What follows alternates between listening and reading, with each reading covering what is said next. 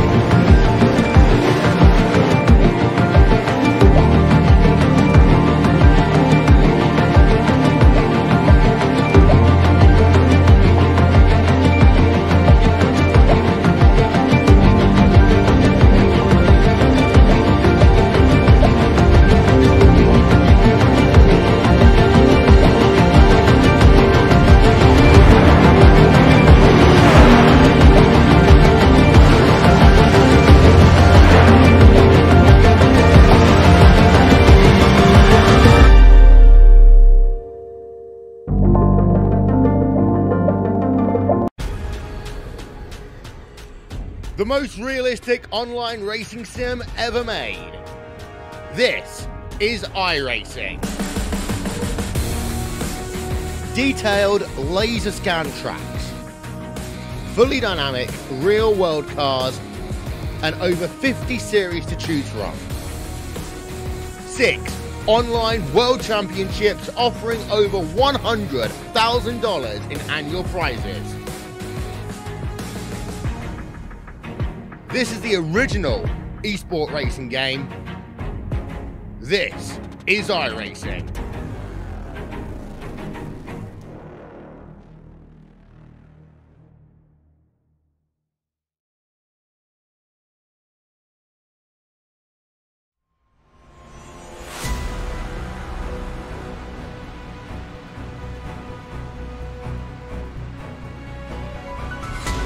You're looking live at the virtual Atlanta Motor Speedway as RaceSpotTV has your coverage tonight of the Sim500 Kickass Beef Jerky Xfinity Series. It's the second race of the season, and for these drivers, they'll have to work their way down this mile-and-a-half circuit for the next 130 laps, and you'll see it all from flag-to-flag coverage here on RaceSpot. I'm Justin Prince. Alongside me in the booth tonight will be Randy Chineth, and the production seat will be Hugo Lee, as we'll have what will surely be a very entertaining race here tonight in the virtual Atlanta, Georgia. A mile-and-a-half circuit. These drivers have been practicing for more than 2 hours just about for tonight's race. With the current weather at 80 degrees Fahrenheit, the track temp average sitting at 100 degrees Fahrenheit right now. And for these drivers, they've been working and preparing to work their way around this very difficult circuit with tire wear, Randy, especially with how this track handles. Very slick, especially on the corner exits, Randy.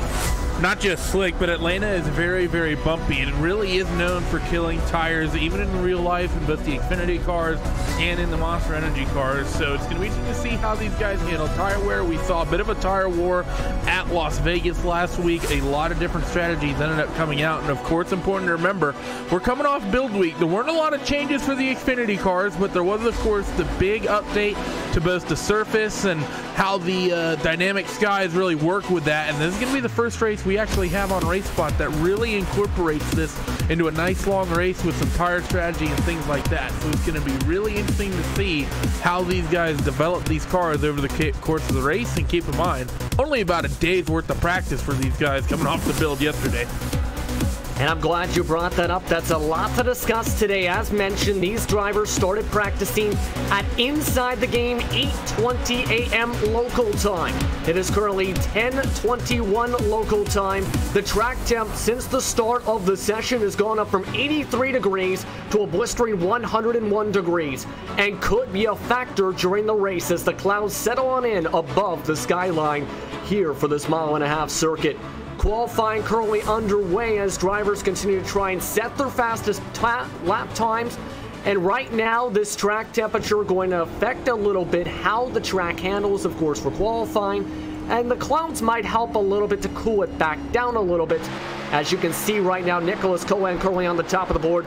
Anthony DeBarro's turned more than 130 practice laps, give or take, is just 4 1,000ths of a second off, followed by Larry Pace, Brandon Bowie, and David Comstock, who is coming off a dominant win last week with 78 led laps at Las Vegas, Randy. Yeah, David pretty much dominated that Vegas race, especially after the trouble that befell that number 39 car. But it's going to be interesting to see how things work out. Like you said, like we've been talking about, you know, these guys in the practice session, the local time in the server being 8 in the morning. Some of these guys may have practiced in the beginning of the server when the weather was decently cool. Now that it's sort of, you know, basically getting to 10:30 in the session, which is going to be an entirely enjoyable thing to have to try to discuss and commentate on now in the future, talking about these race servers. It's going to be a little bit warmer, talking late morning, getting into early afternoon, probably by the end of this thing after we see roughly 90-minute to 2-hour long race, which is what we generally anticipate these 130 some odd lap races to run. It'll be interesting to watch and find out how these guys, what happens in these cars, because this is the first time out, I think, pretty much for all of us. Yeah, absolutely. Right now, you're looking at Troy Idson right now. He just moved himself up to second on the board, an exact duplicate time to Anthony DeBarro. But he does hold the tiebreaker in terms of that said time. He'll slow the car down, recording his second lap time. And that just about finished up the drivers in terms of the times on the track. Still 2 minutes before the racing action goes on. But we already hit on it a little bit in terms of the tire wear at this track and the difficulty with the turns. It could become a very much strategy/survival race today. Definitely is. Definitely a thing you have to keep in the back of your head is how strategy pans out, and of course just survival. We've seen in the past on these cars in Atlanta, tires tend to get kind of hurt really bad around this place. So even though the fuel tank might last you somewhere in the realm of 50 to 55 laps, I think you're probably going to be coming down pit road somewhere in the realm of 30 to 35, especially with the relatively short distance we have here today of only 130 laps. I'd be very surprised if anyone really pushes it up to 50 laps. I think the longest we'll see people stay out there will be about 42, 43 laps. And those will be people trying to set themselves up for a short run at the end of this thing. About a minute until drivers will take the starting grid for tonight's action here. Currently 33 drivers have recorded times, and a total of 4 have not recorded times so far on the racetrack for tonight. For those that are new to this series for the Sim500 Kick-Ass Beef Jerky Xfinity series, races are on average about an hour and a half, give or take, around that range in terms of the laps aimed for. And of course, we gotta thank our sponsor for the 2018-19 season in Kick-Ass Beef Jerky for the Winter Xfinity Series for Sim500. As part of a partnership with RaceSpot, of course, to present you this action. Of course, Kick-Ass Beef Snacks Incorporated was founded back in the 1950s by Charles Lentil, and now his son Jeremy has purchased the family business back in 2017 and was a big part of building the Kick-Ass brand since really 2005 to promote and grow the company from where it is now to where it has a lot of followers, connections with distributors, social media, etc., Randy. Yeah, I mean, it's great to have, like I said last week, it's great to have a sponsor come in like that and really support this series. I've seen them around in a couple series that we've broadcasted in the past, sponsoring some drivers. So it's always great to see new companies, especially ones that aren't just strictly in the sim racing realm. Always good to see some other people coming in, especially some food and snack manufacturers, makers. Really great to see them coming in, especially with as fun of a name as I can say as Kickass without getting in trouble from Hugo. I know you're absolutely excited for that. By the way, website kickassbeefjerky.com, Twitter at kickassbeefjerk, as well as on Facebook at kickassbeefjerky. With that, it's time to look at your starting grid for tonight's action for the 130 laps we're about to see here at Atlanta Motor Speedway. On the front row tonight, it's going to be Nick Cohan starting alongside Troy Edison as they were separated by 4/1000th of a second. Edison was tied up with Anthony DeBarro in terms of time in qualifying as Edison got the tiebreaker. Larry Pace will start in the 4th spot. Brendan Bowie will start in the 5th spot and could be a possible favorite in the 88 machine with David Comstock, last week's winner, starting in P6. In the 7th spot, it's going to be Steve Shahan along with Robert Gillenwater. And rounding out the top 10 is Sean Boundy and Scott Simley. Outside the top 10, it's Bobby Terrell and Nelson Riviera will be trying to move their way up through the middle of the field along with Anthony Calatoni and Joe Hudson. Patrick Colby starts 15th tonight alongside Nick Silver with Doug Ruth and Sean Ewing in the following positions.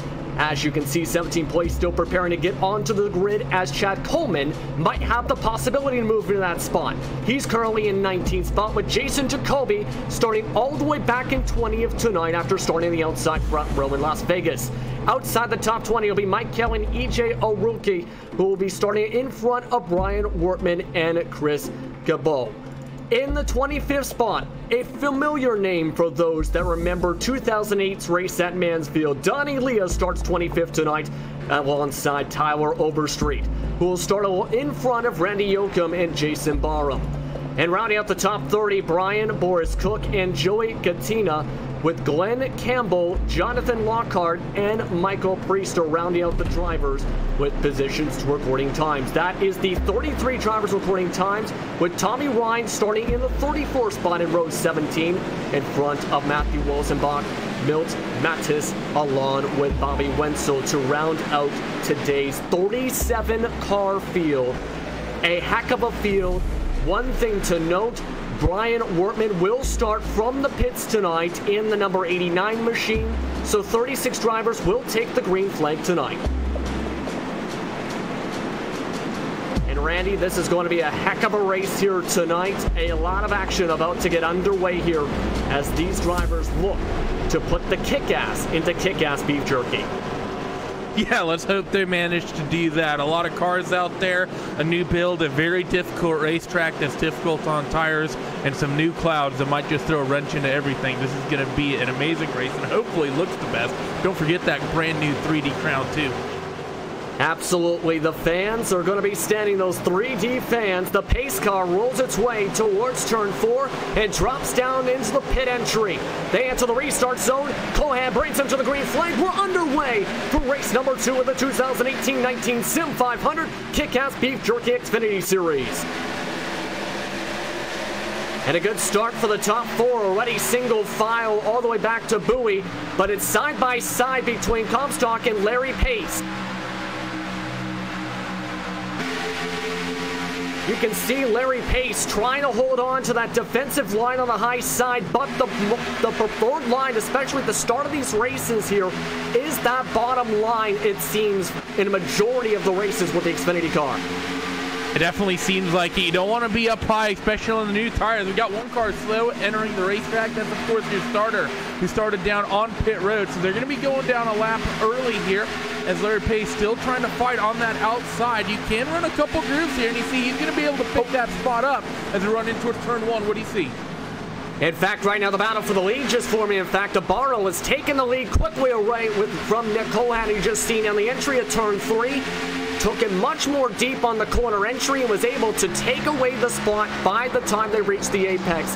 You look at the back bumper now from DeBarro coming from the roof cam rather, looking back to Cohan as now they're up in front of the top right now from 3rd spot by about 4 car lengths. Everyone pretty much lining up nose to tail. You see a couple fights maybe a little bit deeper down the field. You get to about 7th P8. There's a couple fights. This is side by side. It's the 22 of Nelson Rivera and the 34 of Sean Boundy. Boundy's the one trying to pick that spot up at the moment. currently running on that high line up above that number 22 Ford Mustang, who's down low. You also see Scott Simley in the 12 just out in front, running in that middle groove as well. So some people are selecting that higher line even when there's not a car underneath them. So don't necessarily write off those cars running in the middle as being slower. The field continues to work itself out. That 22 car of Nelson Rivera going to try to maybe get a run on Scott Simley, but not enough just yet. They're going to come into the quad oval to begin lap number 5, as actually Scott Simley making good ground up on Robert in front of him. That's Robert Gillenwater in that 4 car. So that 12 machine, now who was just side by side pretty much all by himself, is now side by side with a car down underneath him. He's got good speed. He's going to nearly pull fully alongside as they run in towards turn number 3 and 4. And you can see the differences between the lines, especially that will start to form up even more so in the next couple laps as we enter lap number 6. When you're on the higher side, you get a better run off the corner exit if you time it up right. Of course, you're able to get a bit better run for the corner entry on the bottom, but it's better to defend if you're on the higher side, which will slow you and the driver you're alongside with back down. Yeah, it is one of those things that you have to keep in mind, just knowing and really being able to pick your battles, picking where you are on the racetrack. Down low, it's very easy to get pinched both going into and coming off the corner. And in some ways, the driver up top, if they know what they're doing, if they're aggressive enough, they can really control the battle. But that said, if you're down low, you need to know how to muscle yourself as well as this battle continues to form up between Simley and Rivera, and they're just going to stay pretty much nose to tail, side by side, all the way down the back straightaway. You see the 22 get the advantage up top going down the back straightaway, and actually Scott Simley is going to let that position go. So Nelson Rivera is going to move up comfortably into that A spot and gets clear, but they're still side by side behind with the 4 and the number 30, and I believe, actually no, I take that back, with the 4 and the 5. That's Bobby Terrell who's up top. Right now, drivers continuing to try and settle themselves in on just lap number 8. Since right now the track temp for the drop of the green flag dropped to as low as 90 degrees, and currently a lot of drivers having a lot of grip to work with. But as talked about, that could change as the race goes on. You continue to see them still trying to sort themselves out side by side. Gillenwater on the inside. On the outside is currently still the 5 of Terrell. You look back at Sean Bounty in the Bounty number 34 machine that's looking to try and peek his way through, but you have to be patient in this kind of a situation. There's nowhere to go. Yeah, that's one of the big things. You have to be patient, especially when you're starting in the mid-pack to back of these sorts of fields. Knowing how to pick your spot and when to go and where to go is one of the big things. We're going to ride on board with Jason Jacoby, one of the cars last week that was so competitive, potentially being in it to win, and just unfortunately ended up having an incident finding the outside wall coming off turn 2. That relegated him down into the top 5. Fortunately, took him well out of contention to win. Now he's going to pull up to the outside of that 34 car, gets fully clear of Nick Silver in the 15. So that teal YouTube J. Jacoby 88 car is just flying through this field, and he goes by the 28 as well. Something tells me that Jason did not have a very good qualifying attempt here tonight, as he started in 20th, and he's already fighting up to about 11th, and he's lashed his way onto the back of that number 4 car. That'll be for the 11th spot when he can eventually get there.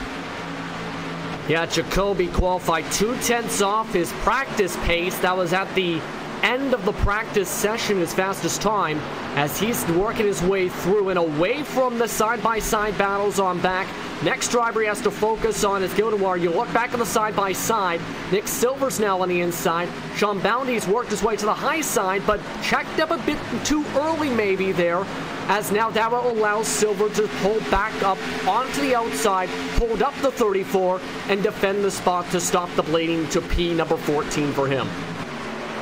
Yeah, that's a very good job for him to at least be able to stop the bleeding on that one and not lose too many positions. But if he comes off corner number 2, might be an issue. You still have Bounty, who's locked up in that high line. You see that 32 Mac Tools car maybe get a little bit loose, but go way to the bottom, and Bounty's going to find the wall entering turn 3. He collects the 20, but no major spin. Now the 34 is going to go around, and we're going to have our first caution of the year inside of the first 15 laps here tonight at Atlanta. Sean Bounty ends up losing that car all by himself. I think he was just a little bit focused on the cars in front of him, maybe looking a little bit down the racetrack, because honestly, that 34 car just drove himself into the wall.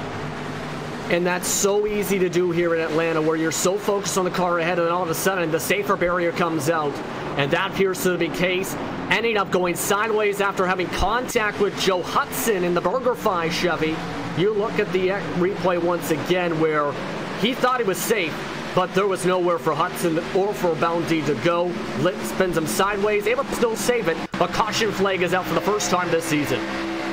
Yeah, luckily I think we end up with no major damage anywhere except maybe that 34 car, and of course to Joe Hudson as well. Might have a bit of damage on the right front too, but besides that, not too major of a pile up. The 43 car, be interesting to get an onboard shot with him. Actually, no, I take that back. He pounded the wall too. He just about missed that incident, but ended up finding the outside wall in the center of turn 3 as well. So a few cars that now are pretty much going to be on the outside in terms of pace, just due to the damage they have. But everyone gets to come down and get 4 fresh tires and fuel for the first time tonight. Yeah, everybody into the pits. The lucky dog is Brian Wortman, who will come out onto the lead lap. You continue to try to suck in the way forward, but look at this. Tommy Ryan is able to jump up in the pit stalls ahead of Nick Cohan to take the race lead in the number 99 machine. 22 spots gained, so he did not stop his pit box. That was what I was about to figure too, because it looks like, in fact, yes, indeed, completely missed the stall. So Cohan still in the lead, with Anthony DeBarro still now in second.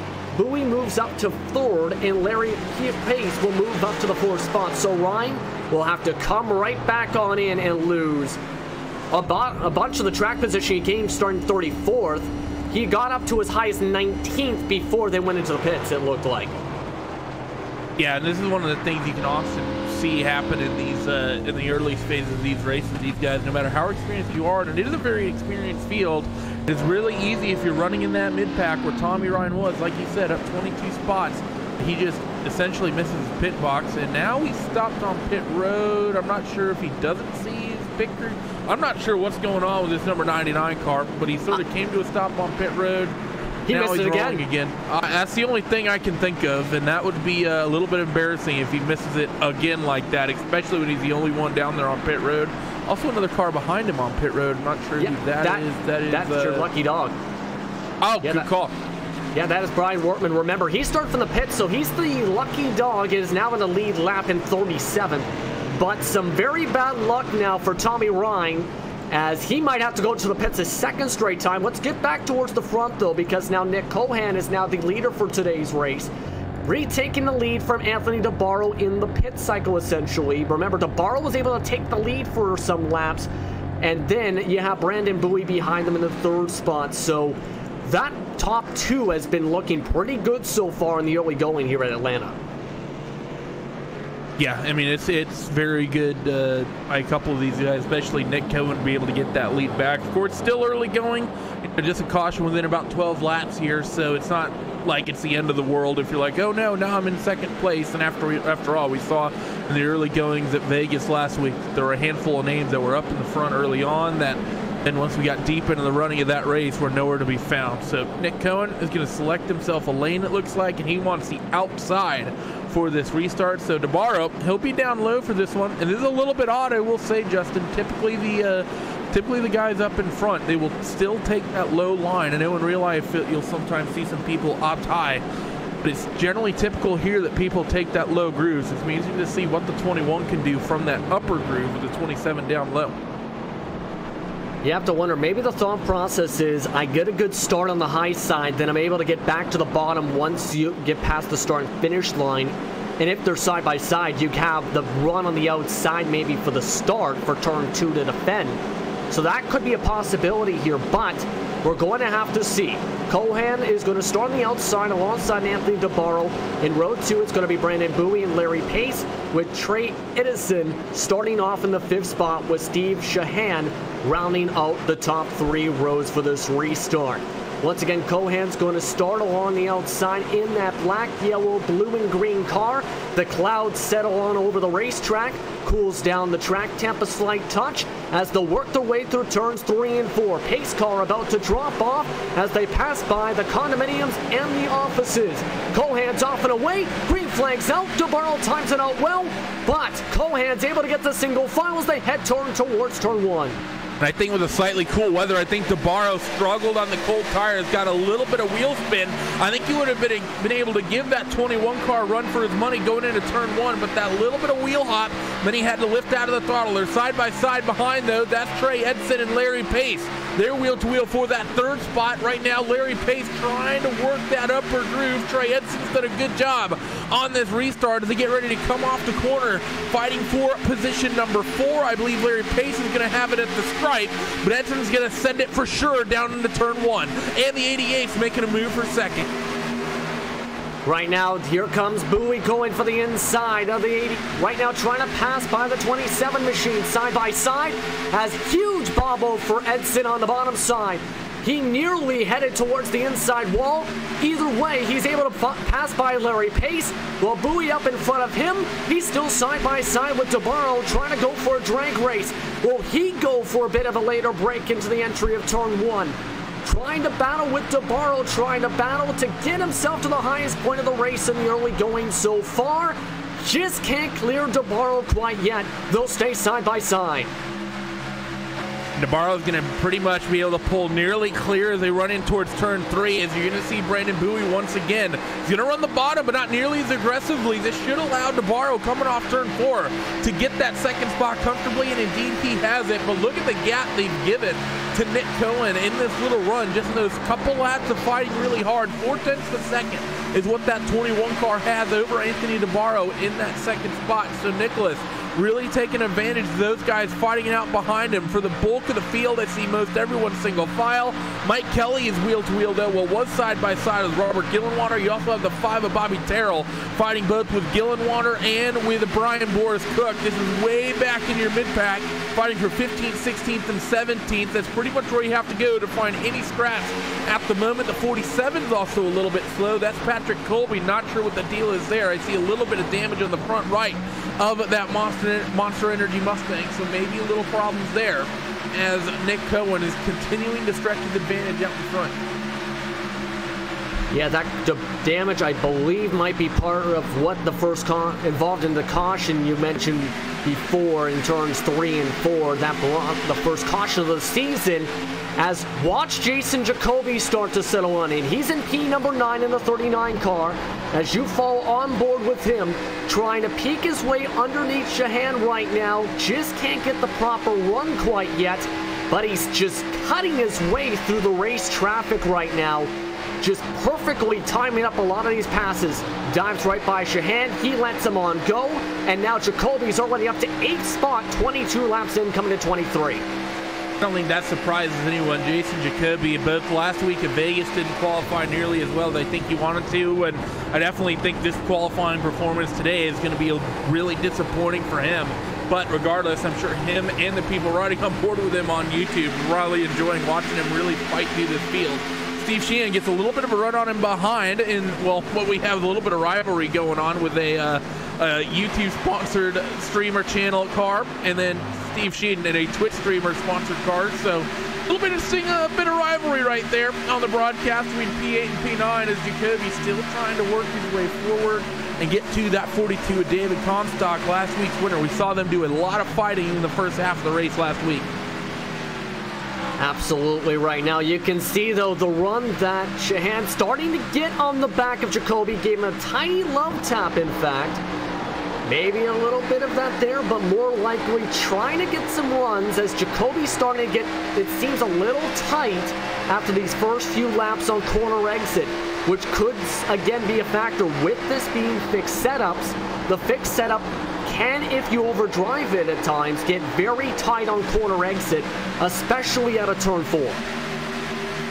That's one of the big things is, of course, you know, the tighter these cars get, especially coming off turn 4, that's one of the corners that can get you, and that's one of the places we've seen get a couple of cars, I think, already. As you see a little bit of side-by-side battle happening just a little bit behind Shane Ewing and Scott Simley. They're duking it out. Simley deciding that he wants all the on-screen action today. Has been in several side-by-side battles. The fight for second's heating up as well, and Brandon Bowie is going to wrestle that spot away from Anthony DeBarro. DeBarro is going to try to work the cutback on the inside of turn 4. Not going to end up panning out, so you might see a little bit of a kiss from the bumper coming from that Coors Light machine but not going to be upsetting that Racing Bitch car whatsoever. So Brandon Bowie will hold on to that second spot, and Nicholas Cohen will be very gracious of the now nearly 0.8 of a second gap he holds as they go back into turn 1. And that might be that tight feeling coming in for Tabarro, because looking back towards that direction for to set up the position battle for second, it was the sake of turn 4, especially hurting him in terms of the momentum in the runs. And now Edson's ready to try and pounce the second he goes up on corner exit, potentially, maybe, if he can get side by side. I wouldn't be surprised to see Tabarro defend the high line especially more, because that's where, as these tires wear out, we might see a majority of the passes start to come in rather than the bottom side once the track gets more and more rubbered up. Oh, and talk about rubbering up. Jason Jacoby is getting all sorts of marbles on the right side as he was way up the racetrack in 1 and 2. Not sure what may have happened. May have just gotten a little bit loose going into turn 1, maybe even a little bit tight trying to run the middle. But Twitch is going to win out for the moment as Steve Sheehan is officially going to pick that spot up. Need to get Hugo and Will on the phone and tell them, well, that's argument settled. Twitch it is. As Steve is going to now try to reel in the two out in front of him. That's David Comstock and Nelson Rivera as they're duking it out side by side through 1 and 2. And Rivera a little bit sideways to the center of a corner. Does a very good job being able to hold on to that. Yeah, a heck of a amount of battles starting to form up, especially starting to build up P3 on back, as Rivera's right towards the back end of that train and towards that second battle with Sheehan right now closing back in. Up in front of them, Comstock starting to get the run on Larry Pace as he gets to the inside line, trying to get himself underneath that Sim500 machine on the outside line. Just getting the run that he needs to on Larry Pace to get side by side. But there's that push with the outer line. But with the inside line, able to send it in more deep, try and carry more runs towards the white line. Comstock moves himself up into the top 5 for the first time today. It's so good to see David Comstock up there. We are seeing a lot of cars, though, Justin, getting very, very, not only just light, but I think, not just tight, but loose. I've seen a lot of people really struggling and getting sideways coming off the corners. I think we've seen a couple losing it going in on entry as well.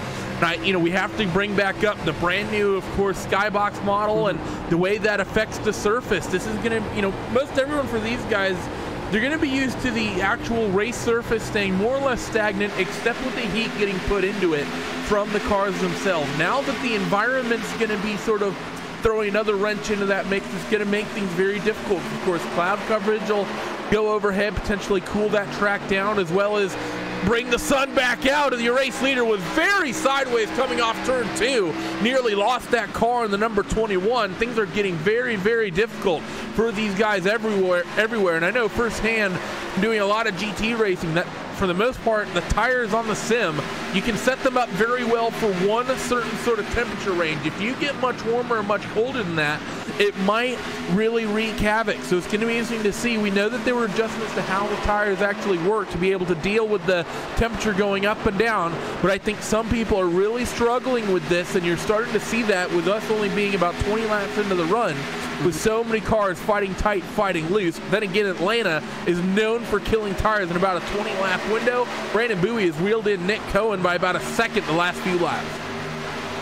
Yeah, things are getting very slick. Looking at the change of the positions, Jason Jacoby's gained 11 spots since the drop of the green flag, 8 for Mike Kelly, 7 for Chad Coleman, and some drivers have lost spots within that top 15, as you can see, but getting towards that can all change in a flash if you lose control of your car, as drivers are starting to really slide around on the corner exits. As a driver, this is a very difficult challenge to deal with this setup for you.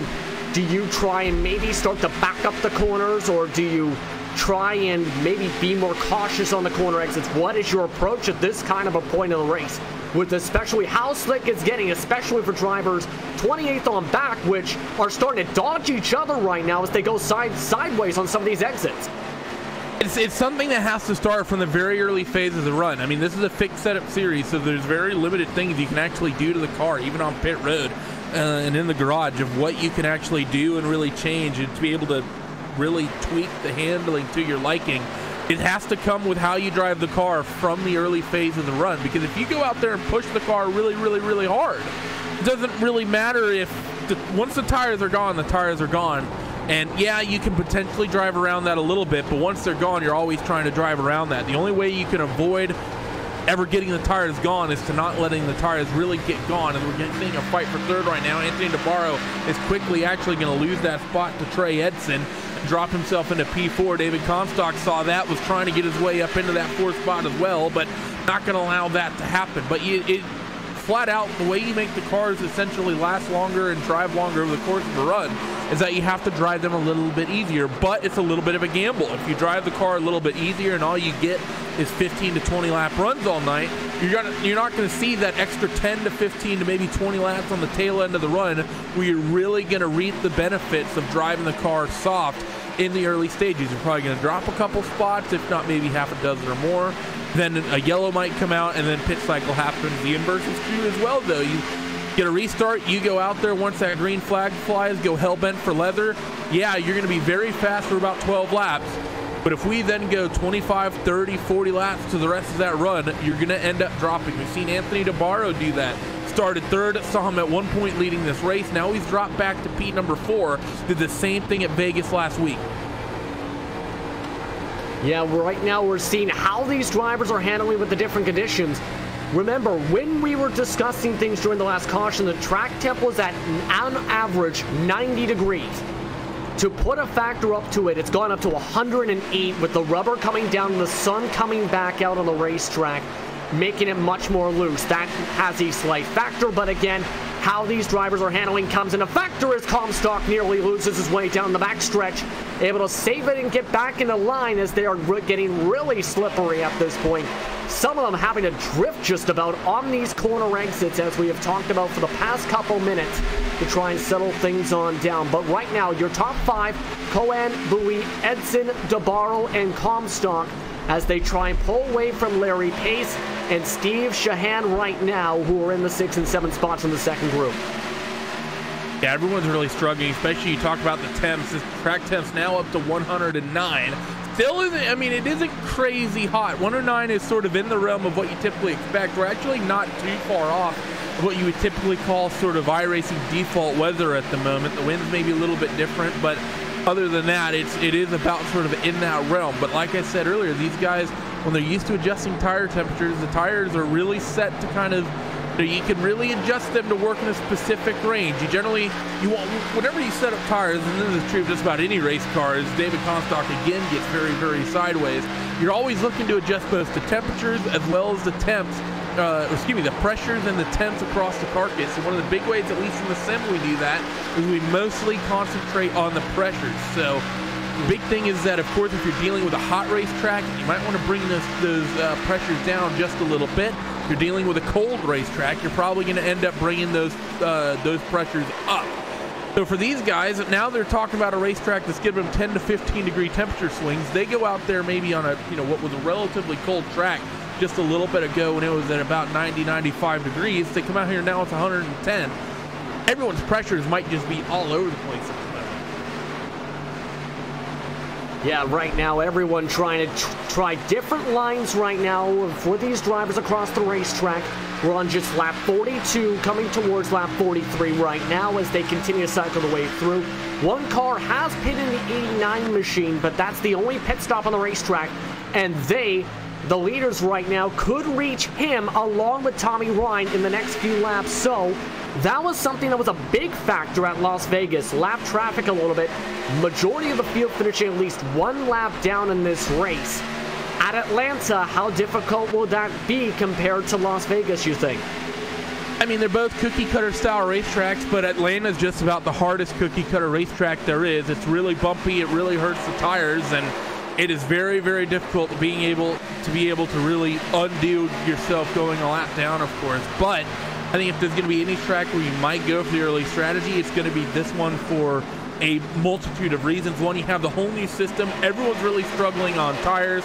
And two, it's Atlanta Motor Speedway. Like I've been saying all race, Atlanta is known for killing tires in the NASCAR community. That is not uncommon to see lap times 3-4 seconds off of what people do in the early phases of the run. So as these guys get deeper and deeper in, I think the pit window might honestly just be open right now for some of these guys, and might just come in just to get some new tires, whose entire goal is just getting to the end of this thing. If you want to be competitive, you probably have to stretch it out a little bit and try to keep the number of times you come down pit road a little bit fewer.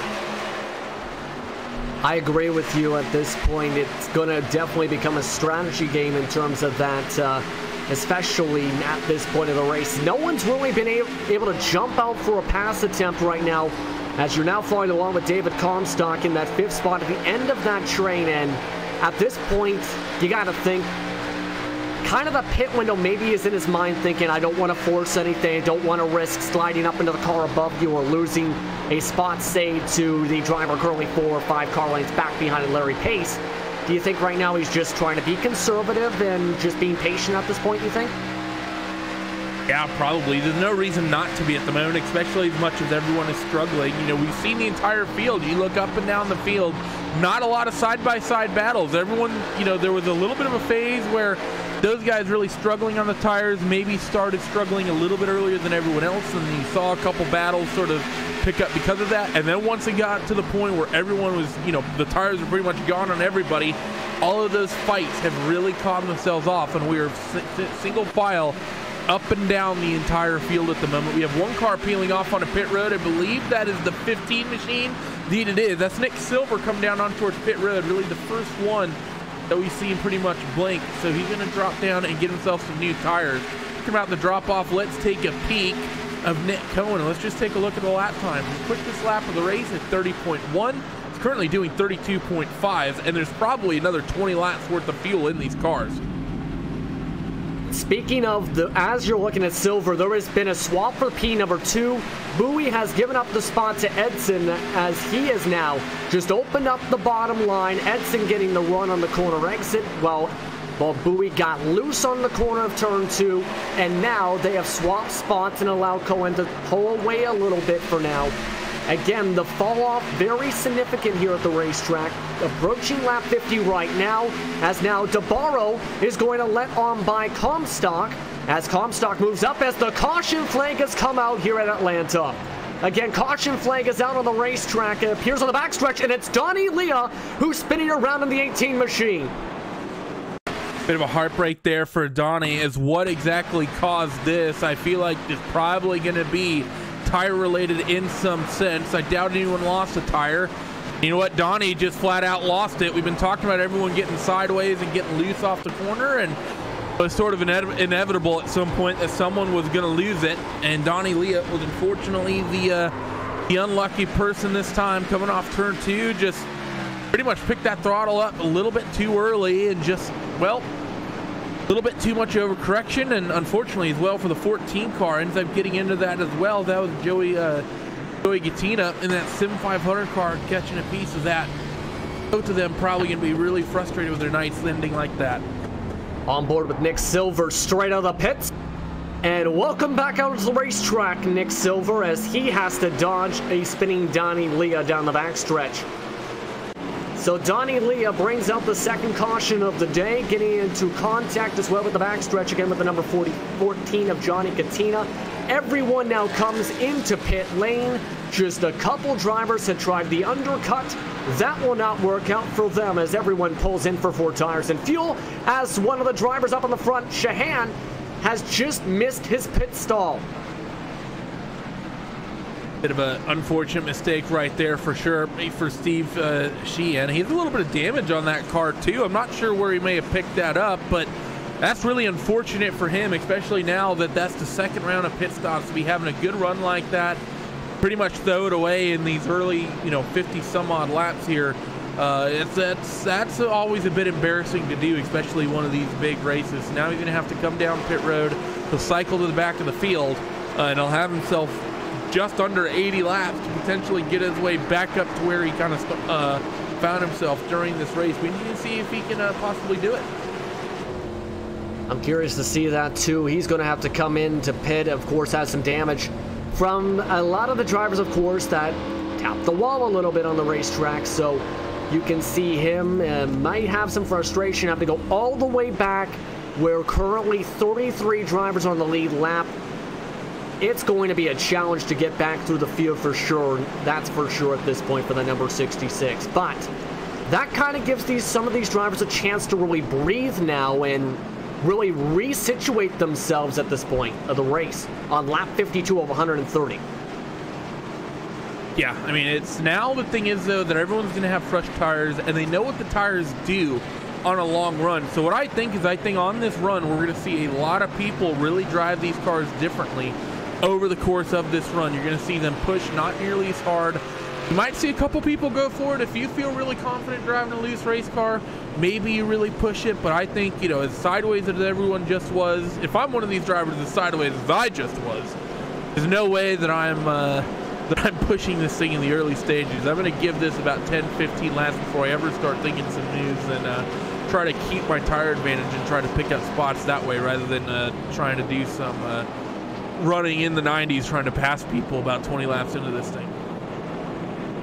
And not only that, no one's taking a risk in terms of racing lines. Every single driver, at least up at the front, the top 20, their main goal is simple, it seems, especially in the long run.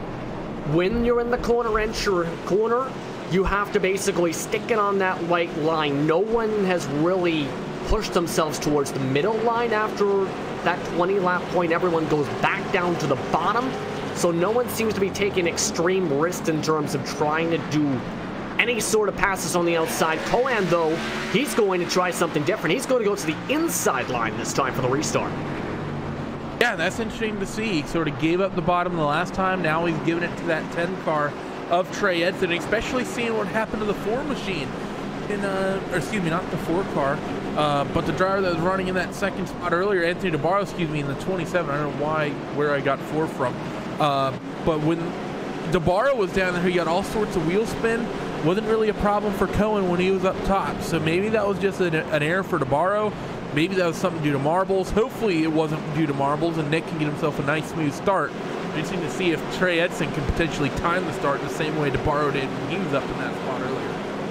I think the reason you're thinking number 4, Robert Gilden, want to remember, he was on the bottom side in the early portion of the race, then got held up and lost some spots after the 28 machine of Anthony's Calatoni got loose on the corner exit of turn 2, and that allowed part of the passes that Jason Jacoby was able to get on the high side. With that, though, Nicholas Cohen will lead them towards the green flag in the restart zone once again. He'll lead them down on the inside. Troy Edson on the outside. Troy Edson gets a decent start, but Cohen gets a better one on the inside. We're back on the way here at Atlanta. Yeah, it was a decent start there from Trey Edson, but not enough to be able to fight with Nick Cohen. But in some ways, that might be what you want. Just allow Nick to get out there in front of you, run single file, first side by side. I believe Jason Jacoby is involved with that fight. Indeed he is. That's Larry Pace down low in the 00, that 39, running that middle groove. You see DeBarro making some moves as well, going from the middle groove to the bottom, working his way towards the outside, actually going to keep it low. Jacoby's going to pretty much get clear, and I think should have a spot inside of the top 5, and indeed he does. Now he'll work on David Comstock, his rival from last week. That 39 car is going to try to keep it pinned up top. Not going to be able to. Gets tight. Has to lift out of it. And now he's going to go back to fighting with Larry Pace instead of Comstock. And open up the revolving door potentially for 1 and 2. As Jason Jacoby in 3 and 4 will still trying to fill on the outside of Larry Pace. He slides up a slight touch. Able to carry the run, but they're still going to be about near even. Jacoby might have to send it a little bit deeper on the high side to maybe defend on from the inside from Larry Pace. He gets tight again for the exit of turns 1 and 2. He will stay side by side with Pace. The caution flag is back out. Oh, another incident in turns 1 and 2. It's on the exit of turns 2. Turn number 2. See Doug Roth and the STP Camaro involved in this. There was a couple of other cars as well. Really kind of our first big multi-car incident by the looks of things. And, well, Doug Roth, I think, got into the back of the car in front of him. I believe it was Shane Ewing. Shane was fighting side by side with someone at the time. That was Jason Barham. Well, Anthony Canatoni pretty much got into the back of that 43 car, spun him around, and 43, pretty much a passenger from there, slung into the outside wall of the 99, found a piece of that incident. Couple cars finding a piece of that incident. It's a handful of junk for a number of cars now.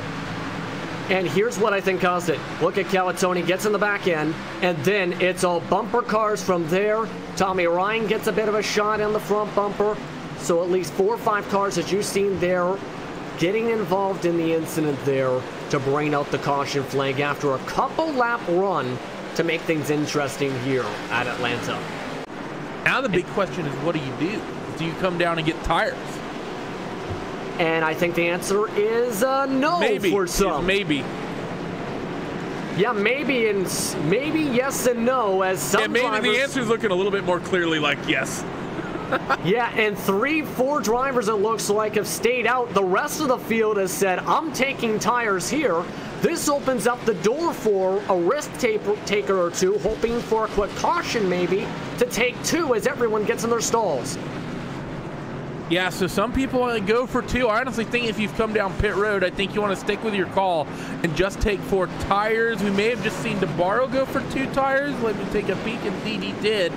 The bulk of the field, almost everyone else likely on 4. Trey Edson all sorts of sideways coming out of the pit road, trying to fight for as much as he can. But I think we're going to be seeing a couple of these drivers that end up staying out, potentially in a world of hurt. I remember the Peak Antifreeze final race at Homestead. We saw this very same situation pretty much crop up. 1 car ended up staying out, and the entire rest of the field came down pit road. It's not quite to that extreme this time. You're going to have, I believe, about 8 or 9 cars that have ended up staying out. A couple of those do have damage, though.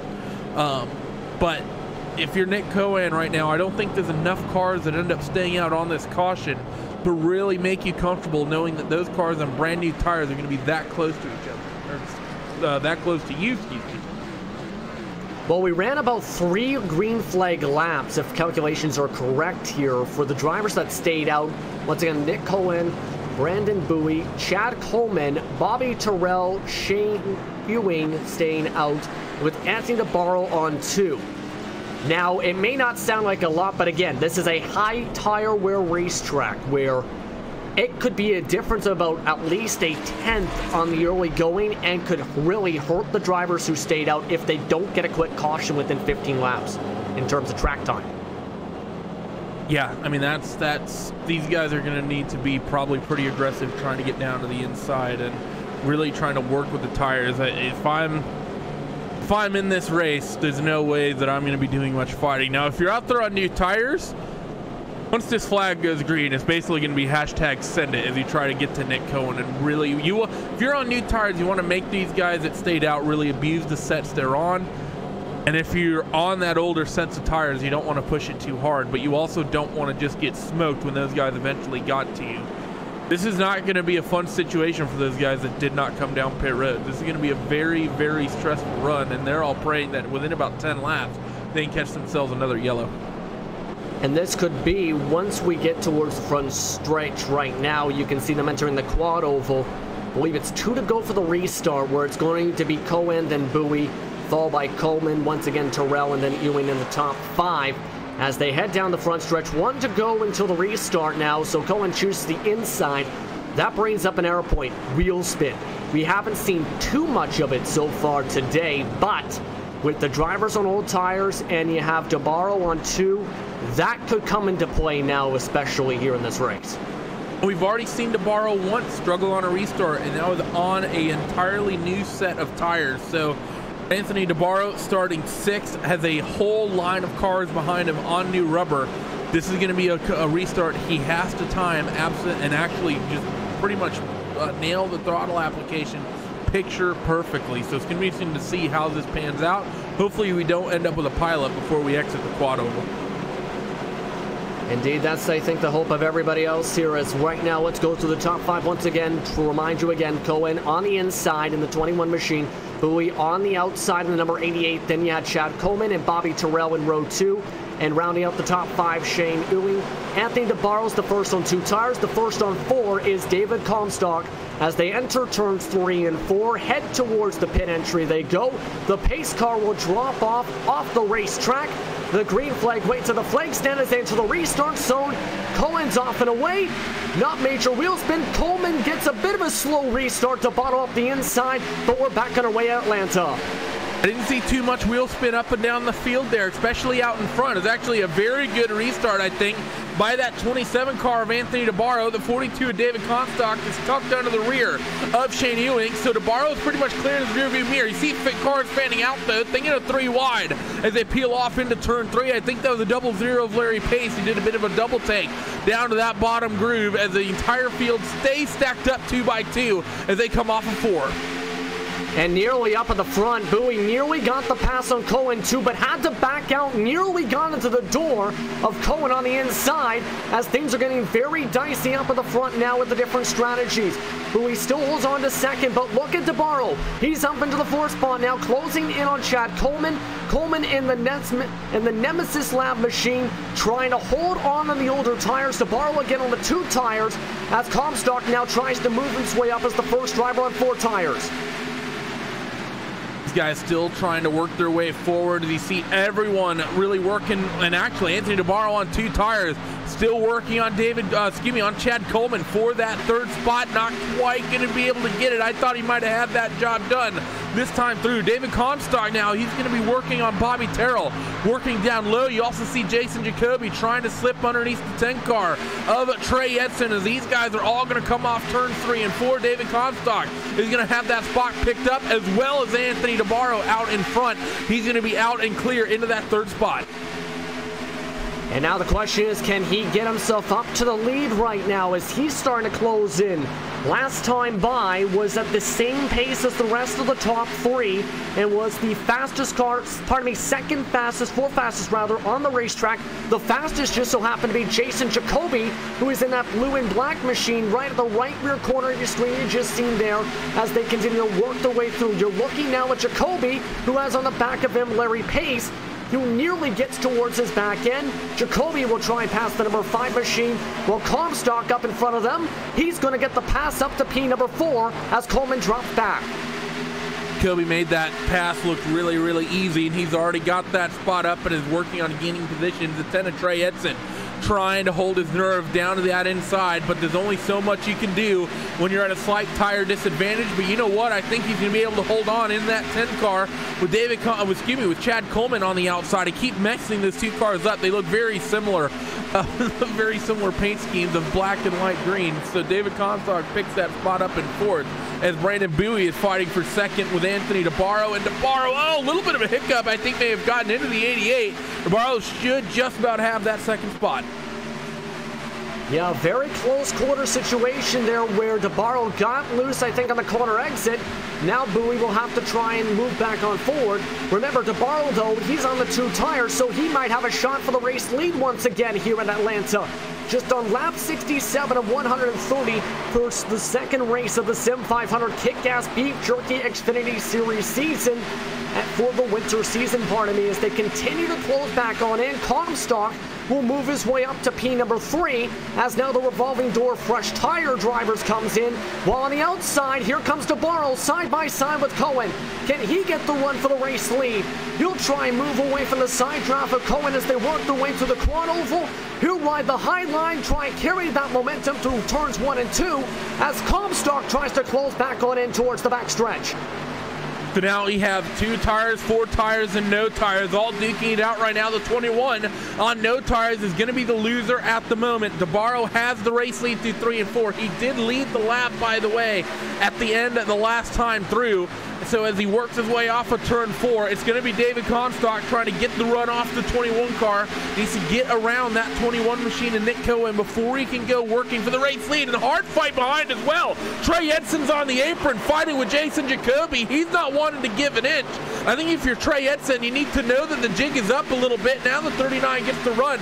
Coming off of turn 2, these guys really not giving themselves anything to work with whatsoever, and Edson's going to give that spot up as they roll off to turn 3, which is a little odd to see after the way he fought for it going into turn 1. But DeBarro, he leads with David Comstock in 2nd. Cohen falls back to 3rd. A lot can still happen right now with the differences right now. Jacoby trying to move his way on forward, still up to Pete. Number 4 right now, parting with Bowie on the outside line. The question is, can he get the job done? Should potentially get it done here in turns 3 and 4, and does so. as Bowie tries to close right on top of Edson to close off the line, but Bowie's trying to defend on the older tires, trying to carry the outside line. Can't do so quite yet, as things are getting very interesting. The question is, though, can Comstock make the move on the fresher tires? Last time by, fastest driver on the racetrack was Comstock with a 31.470, a full tenth faster just about compared to DeBarro. We're seeing different paces already coming out here just with the new tire disadvantage. We also have another car on pit road. That's Bobby Wetzel. So DeBarro and Comstock a tenth of a second quicker last time through. Might be a little bit quicker this time as well. Actually, that evens out pretty much as Comstock is right underneath that rear spoiler of Anthony DeBarro. And now the other thing these guys need to have in the back of their head, Justin, is if this run goes long, when do I want to come down pit road? It's a 130 lap race, and we're already working lap number 70. You want to go a little bit on the long side. This last run just started on lap number 61. So do you want to make this a 30 to 40 lap run and have a difficult phase and then come down pit road a little on the long side, somewhere in lap 95, lap 100 to set yourself up for a short run? Or do you want to come down a little bit earlier as the 42 is going to make a move for the race lead? Comstock trying to ride the bottom side. He's going to have to deal with the driver coming out of the pits down the backstretch. That is Wenzel. He's going to come out. They could be possibly 3 wide. Wenzel will move out of the way. Comstock will still take advantage, and Comstock retakes the race lead here at Atlanta. So he'll try and pull it away from DeBarro, who's trying to defend on the inside. They're going to have to deal with Wenzel in the middle of this battle for the race lead, 2 on fresh tires. So DeBarro goes back to the inside of Comstock. They go back to side by side. The lap traffic and Wenzel gets in between them and Jason Jacoby now as they head onto the exit of turn 2. That 9 car is sort of just a thorn in the side of Jason Jacoby right now. He's going to lift out of it, but he's going to have so much speed as Jacoby looks down to the inside. These two still fighting for this race lead, and David Comstock is going to wrestle it away as they come off of turn number 4 and will lead this lap at the line. But will DeBarro be able to wrestle it back going into turn 1? I don't think that answer is going to be yes, as Jacoby's going to send it down to the inside in 1 and 2. So Jacoby, they're going to be 3 wide with the lap car of Bobby Wetzel. This should allow Comstock to stretch a little bit of an advantage. Wetzel needs to find some way to somehow to get out of this situation. He scrapes the wall a little bit down the back straightaway as both Jacoby and DeBarro stay side by side through the corners of 3 and 4. Jacoby down low on the new tires should be able to get this away from this 27 car, but these guys, no shortness of bravery for them, racing for the race lead. Jacoby still fighting hard, and remember, they still have Wetzel in lap traffic, who's now going to try and cut below both of them, in fact. So he's going to cut to the inside of DeBarro as Jacoby has moved himself firmly up to P2. He's thinking, what the heck's going on, as Wetzel is going to take away the inside line from Jacoby as he'll try and get himself back at least in another lap in terms of the race. Currently, Bobby Wetzel 2 laps down on the track. You're looking through with Trey Edson now from P number 4 as he got by Nick Cohen with all of that chaos going on. So he'll now have to try and find a way to get by DeBarro, who's been extremely difficult to pass in terms of pace. And he's not been very easy to pass whatsoever, and Trey Edson's done a good job working his way back up to the front of this field. And of course, it's going to be interesting to see what David Comstock and Jason Jacoby, what kind of show they can put on. We've watched these guys battle it out at Las Vegas for the bulk of the first half of that race. Now we set up for the second half of this Atlanta race, and Jacoby's looking down low. Jason wants this race lead early, and he's really throwing moves down into turn 1. He's really taken a liking to that low line going into the entry of that first corner, and he has shown full commitment every time he's gone down there. We saw him force Trey Edson down to the apron. We saw him hop up the inside of DeBarro the very first opportunity that presented himself, and he nearly did it on the 42 of Comstock that last lap. And Jacoby still hunting his way forward right now, this time by in terms of times. Just a slight touch faster. He'll take advantage. Comstock, in fact, I believe might just have let him by as he moved up the racetrack. Jason Jacoby takes the race lead for the first time tonight here for the Kickass Beef Jerky Winter Xfinity Series. But look at this, Comstock. He sets him up for the crossover. They'll go side by side once again with Comstock now trying to take away the inside line from Jacoby. Just can't do it quite yet as Jason Jacoby is in the lead. It will lead his first lap of the race in Atlanta. I don't think David Comstock was really after making that crossover move work after getting the run down the back straightaway, especially the way that he let that number 39 car through going into the race lead. I think that was just sort of something that kind of happened, and he just sort of ran the line, but allowed Jason to be able to hold on to that. So now, let's see what this little light blue car can do that's out in front. We saw Jason have a potential to win this race last week. A little bit of bad luck, saw him ending up on the outside, looking in pretty much and being able to fight for that race victory. Now, though, he's in the right position. He didn't start in the right position, but he's in the right position late in this race, working just past the halfway point, 15 laps past the halfway point, matter of fact, and coming up kind of towards that final cycle of pit stops, and we're just about close enough to really kind of seriously think about that, Justin. And you know, we've seen the tires really struggle. When do you think we should come down pit road? Well, is it closer to lap 90 or is it closer to lap 100? Because I think that's roughly where you're going to want to be coming down pit road for this pit window if you're expecting this race to end under green. If you want my honest opinion, I'd probably lean towards maybe lap 100 and try and burst way forward on the fresher tires. But this is more of a you thing. What is your opinion at this point? If you're someone, maybe a David Comstock, knowing that Jason Jacoby is just a touch faster than you in pace, do you try and go for that longer run, do you think, and sacrifice the time in the early part of the run after the pit stop? Or do you try and undercut him maybe by a lap or two and hope that you're able to have that, despite the slightly more worn tires, be able to defend Jason, you think? This has to be a confidence thing. It's if you feel comfortable on older tires, then I'd say push an extra handful of laps and really work that advantage. Or if you want to go for the undercut, you have to commit to that undercut, I think, no matter what. Either way, I think you have to commit to whatever strategy you want to do. The drop-off is so big here today that I don't think you can really kind of just go for a half of a strategy one way or the other and then try to cut off the other person's strategy. We've seen people do that where they want to go a little bit longer, but they don't go long enough, trying to cut the move off. As, by the way, DeBarro and Edson are starting to stack up on the fight for the race lead. I think it's I don't know. I think it's a tough thing to try and call, especially with the fact that there's no guarantee that the race ends under green flag conditions. But because we're getting so close, you're going to have to make your mind up quick, as Comstock's going to get a run, and he's going to take a peek down into turn number 3.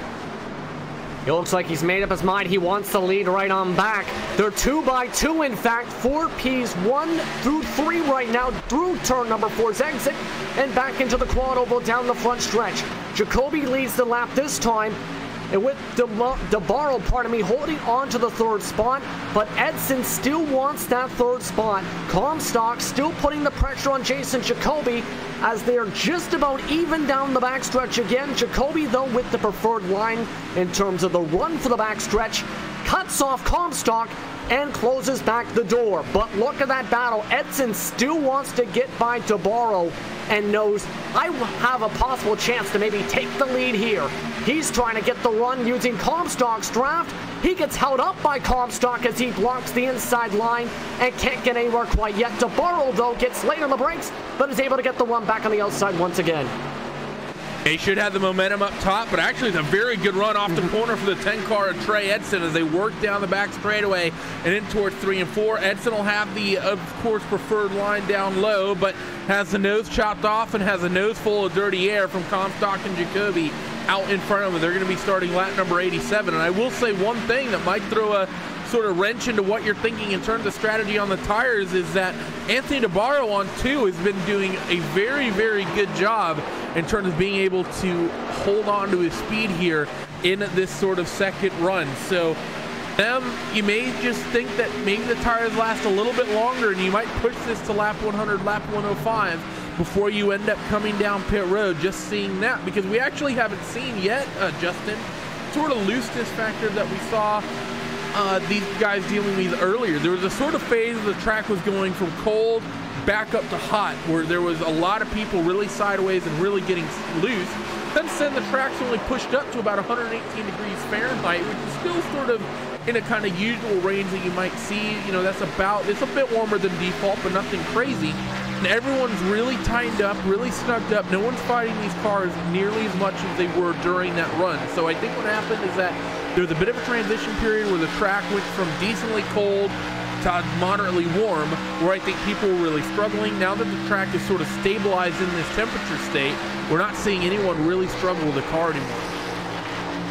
Yeah, everyone's starting to just get more and more comfortable on the racetrack despite the track temperatures starting to go up still. As you continue to follow on with Nick Cohen, who's, reminder, he stayed out for the on the 3-lap older tires. He is by far right now the best driver to hold on, with Brandon Bowie also being able to do the same. And that run for him started on lap 54, by the way. Yeah, exactly. Yeah, too. That's the 3 green flag laps plus the pace laps. So everyone else has dropped out of the top 10 who is on that strategy. Yeah, I mean, it's been a great run for Nick Cohen here on these old tires. I thought he might drop like a stone when the entire field got to him. The entire field did sort of get to him, but he just lost a couple spots to the few fastest guys. And him being able to stabilize on those slightly older tires, even though it's just 3 laps, it may not sound like much, it can be quite a bit, but being able to stabilize the way he has kept him very, very competitive as Comstock wants to lead. Comstock got another heck of a run through the quad oval, pushes Jacoby up the racetrack. Will Jacoby be able to hold on for the outside line this time? No, he can't quite yet, but Comstock couldn't close the door. They'll stay side by side on the back stretches. Look at the battle going on behind them. That is Bowie and Cohen going nearly down to the white line, battling for the 5th spot on the older tires. As now, they still trying to sort it out for the race lead. Drivers behind them start ducking into the pits, so the pit window is open on lap number 92, with the battle for the race lead still going on. DeBarro leading the rotation into the drivers, into the pit lane, while Comstock still putting the pressure on Jason Jacoby, with them battling up with Trey Edson for the race lead still. DeBarro got some damage during that cycle coming onto pit road. I think he got into the back of... Yeah, he actually missed the commitment cone, so we might see a bit of a penalty here for Nick Cohen because he missed the pit entry cone, had to drive that car through the grass, and then he got into the back of the 27 car. A bit of a disaster for those guys potentially, as Jacoby and Comstock, they continue to swap spots back and forth. I think at this point for these two, for the 39 and 42, if you've not come down pit road yet, you probably want to target anywhere between lap 96 to lap 100 of when you eventually do pull the trigger and come down pit road, and maybe 105 at the latest. Oh, as Comstock gets to the back of Jason. In live action, in fact, right now, you're finishing up the replay for RaceSpotTV. Once again, contact with David Comstock has damaged the front end. He nearly slides his way to the pits. Look out behind him as Nelson Rivera nearly speeds. They drive on by Glenn Campbell, who spun out a couple laps ago and is still sitting there in the pits. So multiple drivers are struggling for the pit entries now on the racetrack. So it is getting absolutely chaotic now for this pit cycle for what could be the last pit stop for some of these drivers. I don't like this call from David Comstock. It's okay if he wants to stay out an extra couple of laps and then pit, but I don't think he stayed out long enough. There's not going to be enough. You know, he's just handed the likes of DeBarro and those guys 2 or 3 laps of really, really fast laps on new tires. They're going to be basically down in the 30s, maybe low 31s. He's going to come out just a couple laps after them, and he's not going to have that same pace advantage. You could then argue, well, Jason Jacoby's going to be on the far side of that, as we have some issue on the racetrack at turn 3 as Randy Yoakum's on the pit road. Yeah, right now Randy Yoakum's in the pits. The reason I think Comstock came in was that contact with the back of Jason Jacoby that ended up damaging the front end of Comstock. That was on lap 93. That led to Comstock going right into the pits and maybe scrambling up his strategy. So if you look at the back end of Jason Jacoby, you're going to see a giant ding on the back end, and this is why on the RaceSpotTV replay for the entry of turn number 3. Yeah, so maybe a little front damage there on Comstock, bit of a disaster. And I think that's why he might have went into the pits. Maybe he wasn't expecting Jacoby to check up a little bit there. Maybe Jacoby was thinking of pitting. It is something to think about, as we're going to see the contact right there in the center of the corner. Doesn't look like Comstock got too much damage on that, so he should be okay as these guys continue circulating. Jason Jacoby out in front. I do want to get an idea of what we're looking at in terms of actual speed. And actually, if I'm looking, I don't see anyone who should be between David Comstock and Jason Jacoby. Between David Comstock and Jason Jacoby, I don't see an Anthony DeBarro. I don't see a Nick Cohen. All of those drivers, I think, should have been between them. Maybe we're still waiting on our live timing to update. We'll give it another lap just to ensure that happens. Yeah, Trey Edson's up there. but the rest of them are all laps down and actually behind that 42 car. But just for an idea on the pace, Trey Edson, since coming down pit road and getting new tires, he's been clicking off last consistency at 30.9s. Jason Jacoby has been doing 32s to 33, so that's the pace difference. As you see, actually, the 42 at Comstock just breezed right on past the 39. So it's about a 2.8, 2.9 per second difference here every single lap. And Jacoby is just essentially trying to push far enough that these guys are all working their final pit stops. He just wants to have his a little bit later so he has the pace advantage later on. But I would expect Jacoby, when he eventually comes down pit road, he's going to fall to somewhere about like 8th, 9th, maybe even 10th when everything's said and done. Yeah, still drivers still cycling around. There's a lot of drivers still having a pit. Trey Edson currently in a decent spot, as we talked about just a moment ago. Jason Jacoby still leads by 4.3 seconds on the track, as Chad Coleman was the one in second going on into the pits right now and sliding his way into the commitment box and speeding his way just about through the pit entry. As you look at him now working his way down the track now, you will see what happened to him on the RaceSpotTV replay. He had been one of the drivers on the older tires and was the longest by far to stretch the extra length on the tires. Nearly slides into the inside wall, which would have been a race killer, but able to stabilize the car. So just about everyone is pit, except really who has been up at the front today, Jason Jacoby. Yeah, I mean, Jason's doing a good job up there, doing everything that he can on these old tires as we're now working lap 100. Now the question is if you're Jason, when do you come down pit road? Because you want enough time to be able to push this advantage late on the new tires to be able to work it, but you can't come down so late that you don't leave yourself enough time to be able to make that end up actually working out. So for Jason Jacoby, he has to come down pit road sometime before what? I'd say lap 105 has to be the absolute latest. That gives him about 25 laps to be able to reel these guys in and potentially make a move.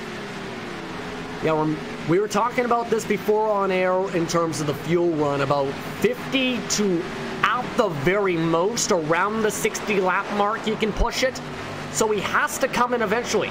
That also has to factor in, did he hold in the clutch during the pace lap, the last pace lap? A lot can factor into it in terms of how much fuel is left. There's only probably maybe up to about at the most 10, as you're looking at the number 43 of Doug Roth, who is currently on the lead lap and would very be lucky at this point after having a rough start to the race, bouncing off the walls, and now he's up to 7th spot. If he gets a luck of a caution, that would pin just about everyone down, at least one lap down, and could secure a potential top 15 out of all this. Well, it wouldn't be too bad. He would lock down a bulk of the field from about Mike Kelly on back. The problem is for Jacoby is that all the people he'd be fighting with, if a caution ended up coming out, are all already on the lead lap. You look at Trey Edson and David Comstock, they're already back up to 2nd and 3rd, only 21 seconds behind. So they're going to, they're going to breeze right on clear of Jacoby when he comes down pit road. And the longer Jacoby waits, he will be in the sort of potential situation to potentially go down a lap when everything sort of pans out. No, never mind. I was going to say maybe Jason's thinking of somehow stretching this, but I don't think there's no way that he's going to be able to get this all the way to the end of the race on this tank of fuel. But he seems keen on running this tank of fuel really, really late because we're coming up sort of to the later parts of the run. We generally expect somewhere in the realm of about 52, 53, 55 laps in that sort of window for the cookie cutters. Currently working lap number 45. We typically don't see cars go that far, go the full distance on fuel anyway. So for Jacoby, he needs, that window's pretty much right now of when he has to come down pit road. It's working lap 105, which is what I sort of hypothesize should be the latest. Let's see if he agrees with me. Let's see if... And this is why I'm not a crew chief. Yes, indeed. As you can see, he stays out on the racetrack right now in terms of that. Currently still on lap 106, 25 laps to go. DeBarro will move his way back into the lead lap. Cohen will move back on the lead lap next. Currently 15 drivers, potentially up to 16 going to be on the lead lap in just a moment. Right now, if you follow along, of course, Jason Jacoby is currently streaming on YouTube. Currently looking at what he's doing right now on the racetrack. What he's doing is holding, not even using full, just running through maybe half throttle in some sections, maybe try and keep the car stable, doesn't even go full throttle really, for a majority of the straightaways right now, not even hitting the 1.85 mark with the amount of tire fall off there is on the racetrack, and just letting the car roll every single apex of the corner right now. That's what you need to do. Is you need to be very patient with the throttle, especially to let those tires last. You don't want to be overly aggressive with it. So this is exactly what Jason needs to be doing in order to try to maintain the pace. You know, because you look at Trey Edson and David Comstock, their pace has really plateaued. They're doing 32s and 31s. Keep in mind they were in the high 30s when they initially came off pit road, so they've already lost 1.5 seconds off of their ultimate pace from when they've already come down pit road. And this is what Jacoby's trying to work into his advantage, is he's trying to get them about 30 laps into their run, or excuse me, closer to 15-20 laps into their run, and then he wants to come down pit road and sort of work the reverse side of this advantage. But he needs to do it sooner rather than later, because I think he's sort of setting himself up for failure here, Justin. I don't know if he's going to have enough time to be able to come back out onto the racetrack and be able to catch them. I honestly think he may have waited a little bit too long here. I think he's been praying for a caution. I think that's the sort of play he's been going for, because he's now setting himself up. He's going to have 20 laps when he comes off of pit road, and I don't think he's going to be able to, he's going to nearly go down a lap when Trey Edson ends up passing him. Trey is only 13 seconds back and still going a second or so per lap quicker at the moment. So Jason will, in all likelihood, when he comes down pit road, if it's under green, will pretty much be down an entire lap. Yeah, right now, this is what you're seeing in terms of Ps 2, 3, and 4 on the racetrack. Pardon me, 2 and 3 currently bundled up. That is Trey Edson and David Comstock. They're entering turn 1. Jason Jacoby right now is entering turn 3. And they're rapidly closing, as you mentioned. There's still a second a lap. And for Jacoby, it's nearly to the edge of the fuel, to how much left you have to consider in terms of fuel potentially left.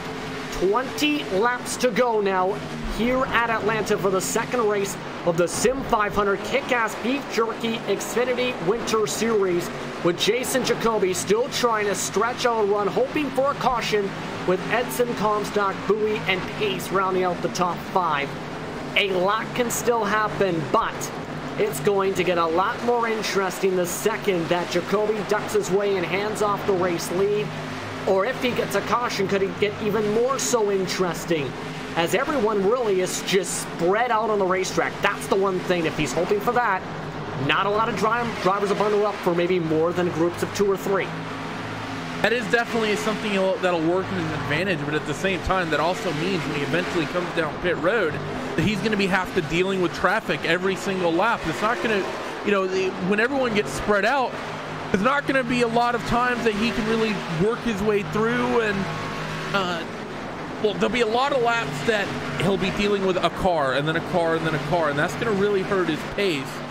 Versus sometimes the benefit of having a gaggle of cars in front of you is that you can deal with them in a very, very quick time span. Jason now, we were going lap 113. If he's not somehow stretching this to the end of the race, I don't think there's any way Jason pulls this off. And I don't think there's any way he's stretching this tank of gas another 17 laps. So for Jason right now, I think he's waited way too long to come down on towards pit road. He needs to get a caution here before he comes down pit road, or it's pretty much day over, and it's recovery drive for him. And able to stick the pass for second, you've seen David Comstock as he works his way out into the quad oval now. Up in the second, they're all drafting together here right now. That's Comstock, Edson, and that is Glenn Campbell, who, remember, had the pit entry mishap and is a couple laps down on the racetrack, 2 to be specific, so he is currently trying to leg on a draft with these group of drivers right now. And it's going to be an interesting final few laps of this race here as soon as everything settles on in. They're able to pull away now 2 seconds away from the next driver for position, Brandon Bowie, by the way. So it could be a battle between Comstock and Edson for the race win, depending on how things cycle out if there isn't a caution. Yeah, and those two are nose to tail. They're only a couple tenths separated. Trouble down the backstretch. Car spinning down the backstretch on the apron. Sean Ewing, he backs up into the racetrack, and there's the caution Jason Jacoby needed. The caution flag is out, coming towards 15 laps to go at Atlanta. How about that? Shane Ewing loses that car coming off turn 2 all by himself. Now we're going to get ourselves a battle, because everybody will be coming down on towards pit road. Now the question is going to be is, do you play some sort of game with tires? This is going to be really, really interesting to see what happens. We're only going to be having about a 10-lap run when things actually get themselves sorted, and I think fuel is still going to be really tight for Jason. Be fun. I don't want to say it'd be funny, but it'd be a sight to see him run out trying to get onto the pit road. But Jason Jacoby, he'll be coming down and getting 4 tires. Everyone will surely be taking 4 tires and fuel, except for maybe some guys around 10th, 12th, 15th, somewhere in that sort of window that maybe want to try to pull off a cheeky win. If the field lines up nicely for them, they haven't yet really caught the field and caught the pace car yet, so they may not yet have time. Pit road should be open this time. And they will duck their way down pit road. They go. Lucky dog position right now is Patrick Colby right now in 23rd. 22 drivers were able to stay on the lead lap throughout that pit cycle, with Jason Jacoby staying out. He goes into the pit box, just barely gets inside the dots, as everyone should very much likely potentially take 4 tires and maybe some fuel to balance things out, give or take. You might take a little bit of gas here in these cars, but at the same time, you might leave it a little bit underfilled just as these guys work their way through exiting pit road. So Jason Jacoby, he will actually, I believe, comfortably come out as your race leader. I don't want to talk too soon, but yeah, David Comstock's going to come out in 2nd, Trey Edson 3rd, Bowie in 4th, and I believe Shane, no, take that back. I think Larry Pace will round out our top 5 in this one. Indeed, that is going to be the situation. So, got ourselves one kick-ass of a finish coming up, Justin. Absolutely now, and we were talking about the potential of that strategy not working if Jason Jacoby didn't get the caution. Got exactly what he needed now. If you were right now Comstock or Edson, how do you focus up and say, okay, we could have possibly both battled for the race win without Jacoby up in front. Now you have Jacoby into the factor, plus you have Bowie back onto the same cycle of tires along with the rest of the field. If you were those drivers in 2nd and 3rd, what do you think they're thinking, and what do you need to do to, if need be, compose yourself to really focus back in on trying to pass by Jacoby? Well, it goes from a big long strategy race to turning into a Saturday night shootout. So you basically, you're not worried about the set of tires. There's 12 laps in the race right now, and we've not even yet gotten the 1 to go signal. So we're going to be going green with 10 laps to go. You're going to get the green flag. You're going to put the gas pedal through the floor, and you're going to drive the wheels off this car for about 10 laps. That's basically all you can really do. It's not a mental game. It's not a thinking game. It's, do you have the speed? Can you maybe can you force one of those cars in front of you into making a mistake? That's potentially a game in and of itself. But for the most part, it's trying to, it's a step-by-step process. First thing, just get yourself a good restart, and then just drive the wheels off the thing until the next flag flies, whether it's a yellow or a checker. And some of the drivers that really lost time because of the timing of the caution and how things cycled out. Anthony DeBarro and Nicholas Cohen are now 14th and 15th after being up at the front for a majority of the race before the green flag pit stops. So they're going to have to hope that they have the damage control portion of it while putting the gas pedal through the floorboards. Yeah, those guys are, keep in mind, they ended up back there after their incident coming down on a pit road. I'm not sure if DeBarro may have gotten a piece of a penalty as well. I know that I believe Nick Cohen did, but it's going to be a battle for them to really trying to fight their way through that field. Yeah, it's going to be a heck of a battle for sure. They're now going to catch up to the pace cars, set up for double file for the restart. Jason Jacoby will run on the inside line. As we are to 1 to go, it will be an 11-lap dash for the race win for race number 2 of the Sim500 Kickass Beef Jerky Xfinity Winter Series, with on the outside line David Comstock. In row 2 will be Trey Edson along with Brandon Bowie, with Larry Pace and Bobby Terrell in the 3rd row. Also with a shot to potentially come away with the win, Mike Kelly. He's had a quiet day so far. He's got himself up to the 7th spot, with E.J. Oroki up to the 8th spot, rounding out the top 10. Steve Sheehan, we talked about him having to maybe recover some time after missing his pit boxes. He's back up to P9, with Chad Coleman rounding out the top 10 after locking up the brakes for his pit entry to barely get to speed limit. As Jacoby leads them down towards the restart zone, The blue and black car, Jacoby on the inside line, on the outside Comstock. They're already bumping and banging at the back of the field. Jacoby's off and away. We're back on our way at Atlanta. 11 laps to go for today's race. And a very good restart for Jacoby there, you see, but even better from Edson there. Great start from Jacoby for sure. Edson's going to be able to pick up that second spot. Comstock will fall back into P number 3. You're also looking at Brandon Bowie. He's going to make a move down to the inside through corners number 3 and 4 as well. So you see that number 88 and the 42. They're wheel to wheel through the center and off of the corner. And I think it's actually be David Comstock who has a slight advantage at the line. That's the situation as Edson is tucked right underneath the rear spoiler of Jason Jacoby. He lets Jason send it into 1 and 2. So it seems Trey is letting Jason work that car a little bit harder through the early couple laps of this run as they work down the back straightaway, coming towards 9 laps to go. Coming towards 9 laps to go. Edson with a big run on the back of Jacoby. Can he try and find something quite yet? No, as the caution flag comes back out. We're back on our caution for an incident in the middle of turns 3 and 4. Randy Yoakum is off in the grass. Fortunate there for Mr. Randy. Let's see what exactly happened to him. As this is, I think, actually a fair bit back. Yeah, this is at the tail end of the field. Incident with the Mac Tools number 32. And, well, it looks like that 32 car of Shane Ewing, I think, just entered the corner a little bit higher than the 8 car anticipated, and just slight contact between the two. Just enough to get them upset, and sends Randy pretty much around and hard into the outside wall. That was a really hard hit, actually. Probably pretty much killed that car. Even if it's still running, nothing is probably going to be straight on that machine anymore. So a couple more laps of caution here, and I think most importantly what this is going to give us is that when we go back to green, if we get another caution, that's pretty much going to end the race. Yeah, by the time we restart this race, we'll be right exactly at the point of no return at 5 laps to go at Atlanta. So no one really taking a risk. No one deciding, you know what, let's go on pit, obviously, after a couple laps. There have been at times in different series those kind of crazy restarts with this kind of a situation. Doesn't appear to be the case, but now it kind of gives a refresher.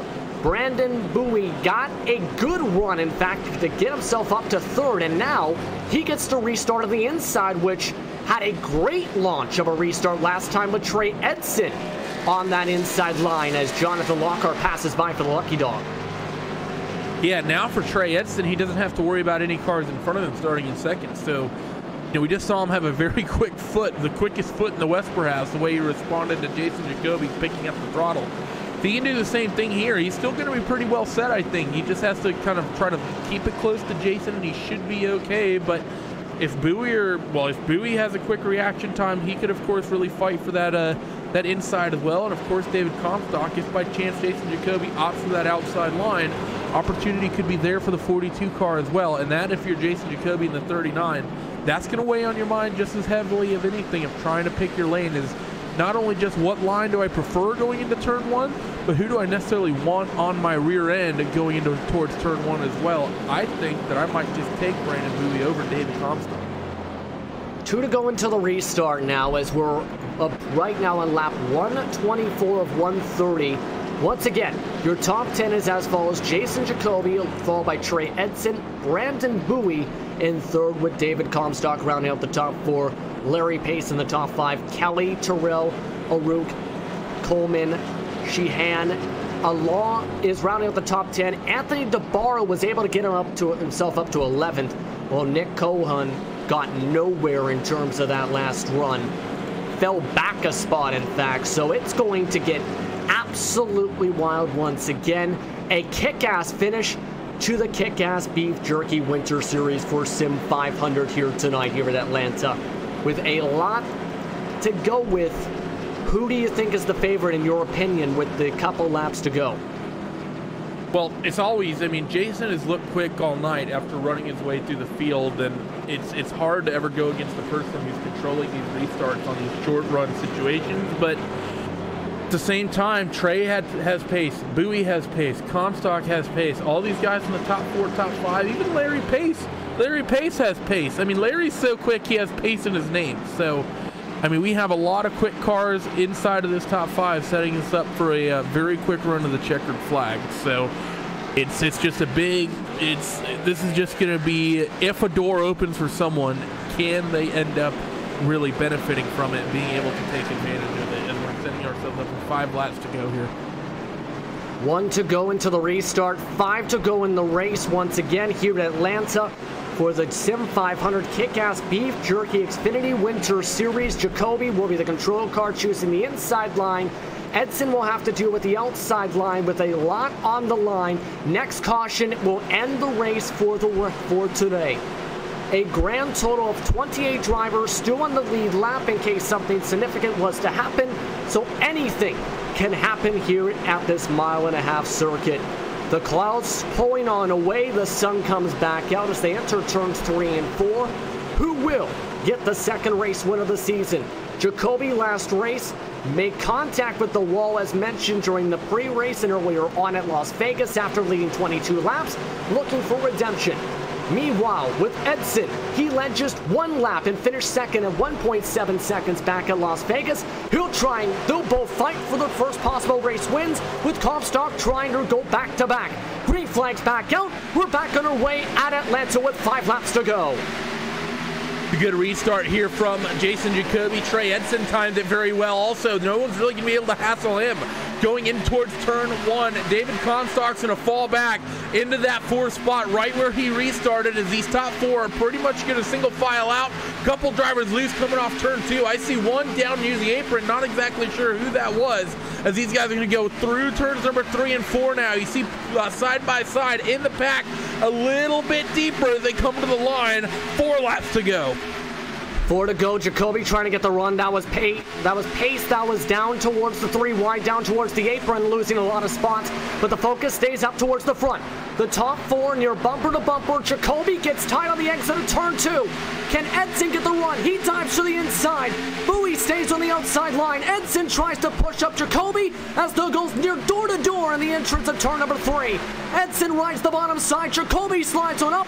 Bowie gets underneath as well for second as Trey Edson retakes the lead with 3 laps to go.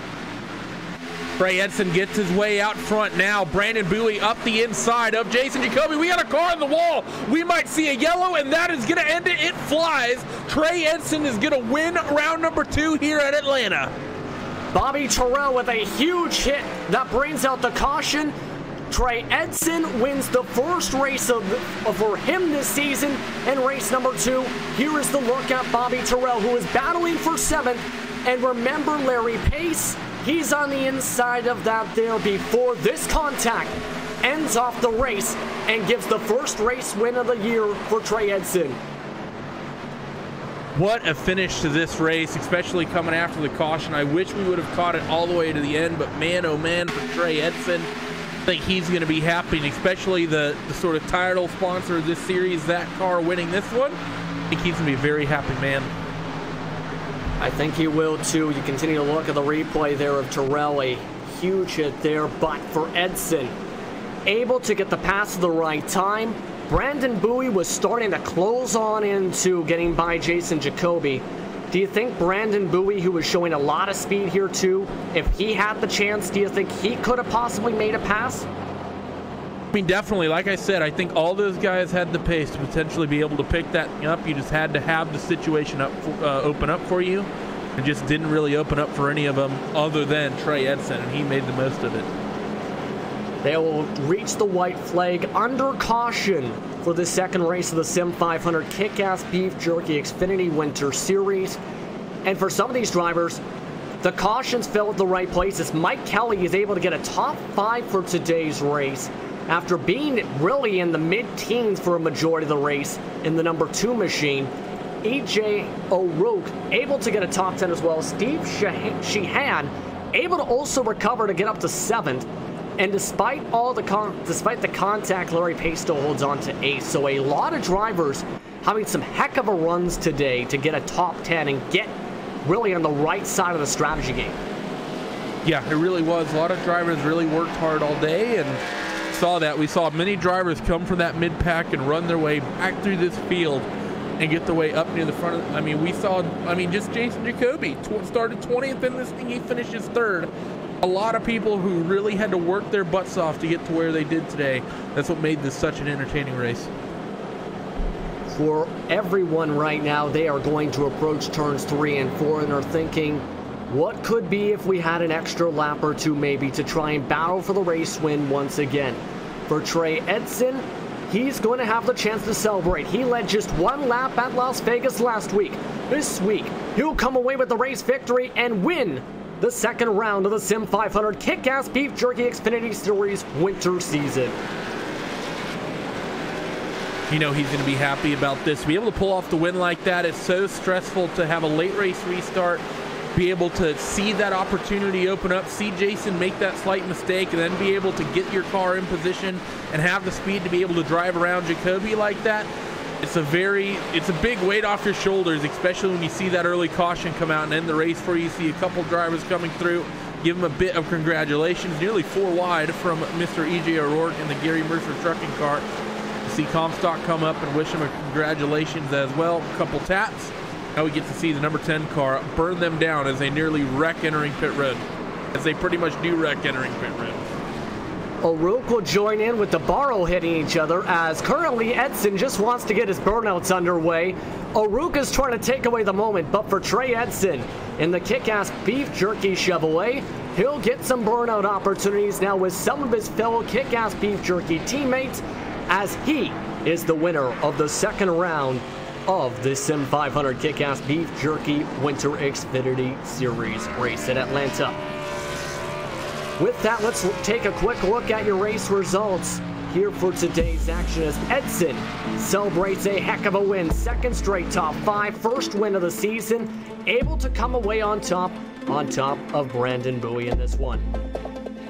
For Brandon Bowie, it's also his 2nd straight top 5 to start off the year, along with Jason Jacoby. David Comstock, he had pace all day long, but in the end just couldn't get in the right position to battle for the race win after being the race winner at Las Vegas last week. Mike Kelly comes away with the top 5, with E.J. O'Rourke and Steve Shahan also inside the top 10. Larry Pace got in contact with the driver that brought out the caution flag, and he still was able to hold on to P number 8, while Chad Coleman and Anthony DeBarro round out the top 10. Outside the top 10, Nick Silver was trying to close on and finished off 11th with Sean Baldy in 12th. Tyler Overstreet got 13th, while it was a game of what could have been for Nick Cohen, finishing 14th after leading for parts of the race, including after pit strategy. Robert Gildenwater was in 15th with Nelson Rivera, Jason Borum, and Scott Simley in the top 18, with Brian Boris Cook and Joe Hudson rounding out the top 20. And as we look at the rest of your grid in terms of today, some drivers having some rough ones at times.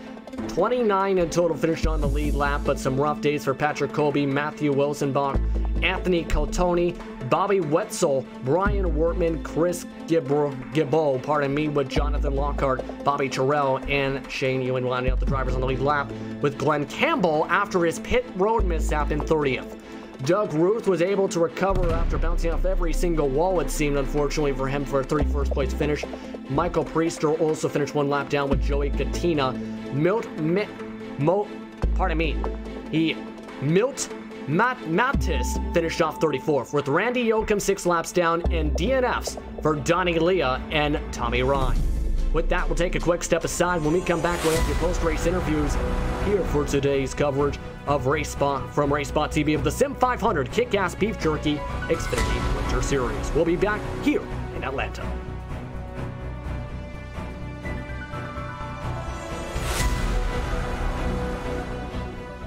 Assist to the front bumper, and he hits him again now. Ray Alfala into the outside wall. He's going to pass nearly 3 cars down that front straightaway, and he's going to get them all done with. What amazing race lead to the inside goes Logan Clapman is going to touch in. Pit press sideways. What a save! Look to the outside as Cronkite goes off. De Jong into 2nd place. I'm going for the switchback. Oh, pinpoint driving. It's howling down to the inside. I tried. There's contact though. Slide left of the racetrack. Chris Leonard drives it back down underneath, and he takes that 2nd spot right back. Joker goes to try and make the move around the outside the parabolica. That's not going to work, but he's going to try and get the cutback here. Get the run out the parabolica. That's beautifully done there. Michael Schumacher, there's a little bit of door banging as well.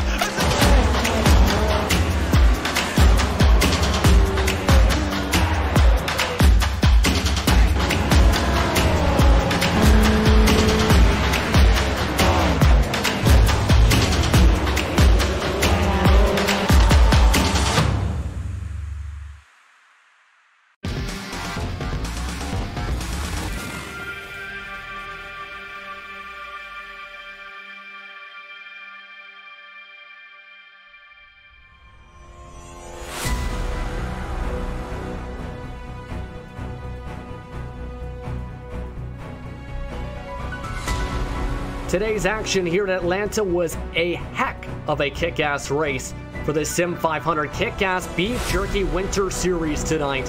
Coming away with a race victory under caution, Trey Edson, after being able to pass by Jason Jacoby, coming towards the final lap under green with Brandon Bowie and Jason Jacoby rounding out the top three.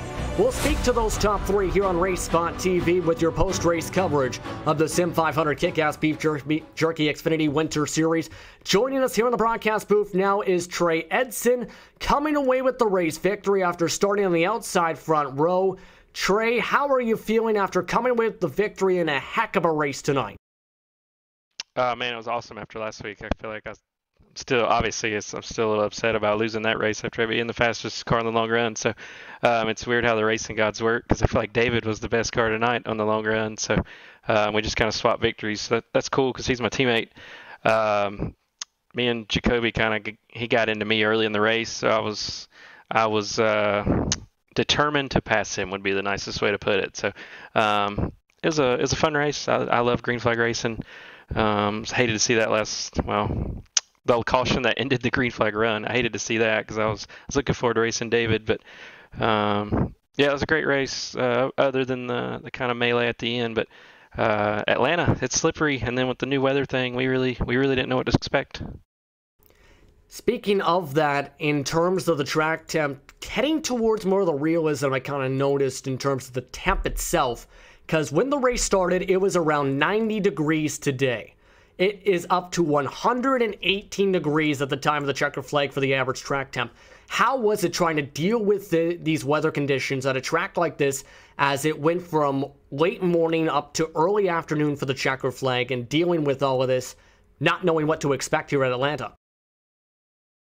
Yeah, I mean, we all were kind of blind going into it. It drove pretty similar to how we practiced.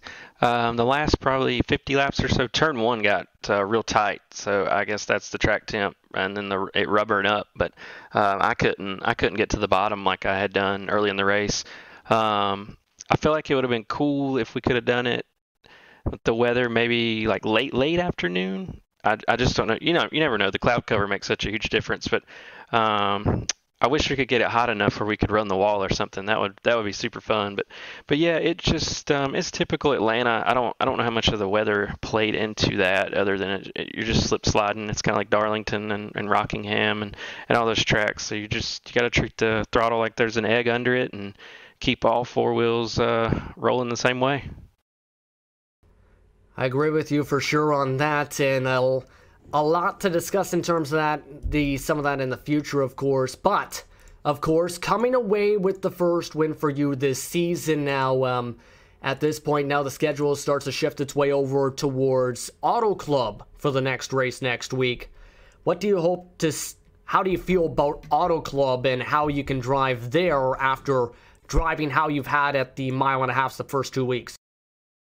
I hope it's something similar like this. I don't know if we're running at night or day. I'm hoping it's day. I hope the league makes a huge vote and we all get day, because it's fun slipping around, letting the tires wear out. I love when tires matter. It's my wife's choking to death in the background. Sorry about that. Rip. But yeah, I'm looking forward to it. I really don't. The biggest one that sticks out to me when you look at our schedule is the fact we're going to go to the Daytona road course. I would say that's the major red flag for me when I look at it. Yeah, that one is going to be an absolutely interesting race for sure to watch and talk about, especially. But real quickly, is there anyone you think to be a part of your first win of this season, having some thanks from some of the drivers? Do you have anyone you want to thank before we let you go? Absolutely. Thank you guys for putting on a broadcast, being a part of this. It's always awesome to have you guys part of anything we do. It's the series sponsor, and they're on my hood and quarter panels, Kickass Beef Jerky. Head to kickassbeefjerky.com. They got some amazing holiday specials going on. Thanks, David, EJ. They were good teammates tonight, easy to work with. And then thanks, Joey, for keeping this league going. Man, it's growing. It's fun to be a part of. He's got a good thing going. So we'll see you guys next week. We'll see you next week as well. Congratulations on the race win, Trey. Thank you, sir. Y'all have a good one. You too. That was Trey Edson coming away with the race victory. Randy Chennett's now standing by with your second place finisher tonight, Brandon Bowie. Randy? Yep, I've got that driver of the number 88 car, Brandon Bowie. Brandon, there's an interesting race here tonight. First thing I want to talk about is that there's an interesting phase in the early goings. It seemed like everyone in the first couple 10, 15 laps, car seems relatively planted, but once we got deeper into that run, I don't know if it was the temperature coming up, but it seems like everyone was all over the place. What was it towards the tail end of that first sort of long green flag run we had everyone so crazy loose?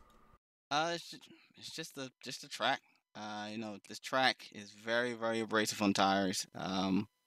The groove didn't move around as much as I thought it would. I thought we could run a little bit in the middle, maybe a little in the high. Didn't kind of work that way. So it was really just running the low line, and maybe a little bit, about maybe a lane and a half up.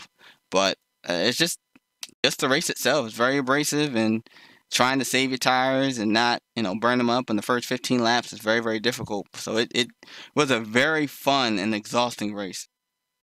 Now, talking about this race here tonight, this is the first race, of course, this being week 13, that you guys have experienced this new sort of daytime. Obviously, you guys aren't transitioning from day to night, but you experienced the whole, the clouds going over and moving the track temp around and whatnot. What was it dealing with that? What was it like dealing with that for your first time out, not having maybe the amount of practice you typically want to have to be in a completely new environment like that? Yeah, honestly, I mean, it was maybe very subtle changes that I could really feel. I was basically so focused on just trying not to burn up the tires, I really kind of forgot about the changes that we have for the season. So, but like you said, it was something that really a lot of people didn't get to really test as much and practice as much. So I will be doing that within the before the next race. But I mean, I could definitely tell when it would get a little cloudy, it was a little bit more grip. But when the sun would come out, it was definitely more slick, and it provided for some really, really fun racing. Cautions are going to happen, but for the most part, I had a blast. Fontana and Daytona road course are the two races we have before the Christmas break. How much are you looking forward to those? Honestly, Auto Club is going to probably be on the top of my list. I'm not sure about the other two, especially Daytona road course. I've really never driven a cup car around there, so that's going to require a lot of practice, probably a lot of backup cars. But that's going to probably be a really, really fun race to watch. So I'm going to have to go back and watch on the broadcast after that race. Thanks for joining us, Brandon, and congratulations on a strong second place finish. Before we let you go, who gets it done for that number 88? Gotta thank Commodore's Garage for coming on board. They helped me tune my racecraft, understand how to build setups from scratch. Check them out. They're on Facebook. Gotta thank my sponsor, RacingBits.com.